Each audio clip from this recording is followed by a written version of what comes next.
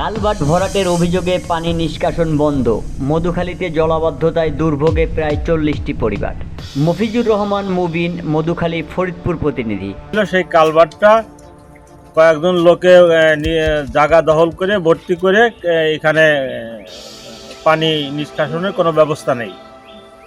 খাল বন্ধ হয়ে রয়েছে, কালভার্ট দিয়ে একটানো বালি দিয়ে একটানো পরিষ্কার করতে হবে। আমরা তো পথ দিয়ে বেরোতে পারতেছি না, অনেক পানি হয়, কাদামাটি হয়। আমি এখন চাউল আনতে যাচ্ছি, সিলিন্ডার আনতে যাচ্ছি, গ্যাসের সিলিন্ডার।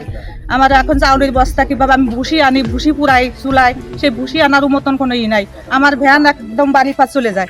এখন আমার এখান থেকে আমি কিভাবে নেব? এরকম খাল মাটি দিয়ে ভরাট করে যায়, যে যাতায়াতের ইসের কারণে ভরাট হয়ে গেছে, যার কারণে পানি নিষ্কাশন হয় না। এখন এটা খাল কাটার ব্যবস্থা করলে হয়তো পানি নিষ্কাশন হতে পারে, আমাদের যাতায়াতের সুবিধা হবে। ফরিদপুরের মধুখালী উপজেলার কোরকদি ইউনিয়নের 7 নম্বর ওয়ার্ডের রামদিয়া গ্রামে কালভার্ট ভরাট করে দেওয়ার অভিযোগে পানি নিষ্কাশন বন্ধ হয়ে জলাবদ্ধতার সৃষ্টি হয়েছে।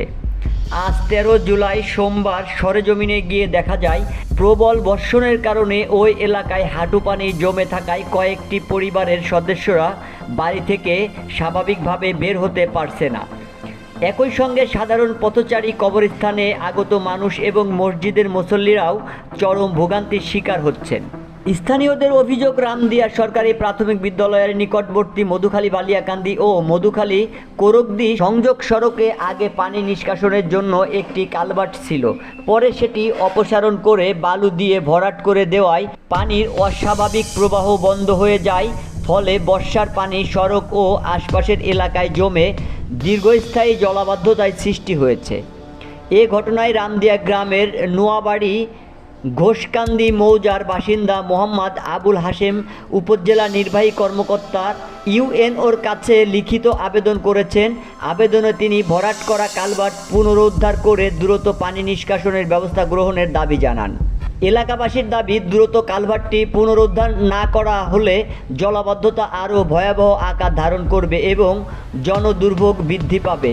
তাই তারা সংশ্লিষ্ট কর্তৃপক্ষের জরুরি হস্তক্ষেপ কামনা করছেন। শফিক সাগর, বিবিসি বাংলা টিভি।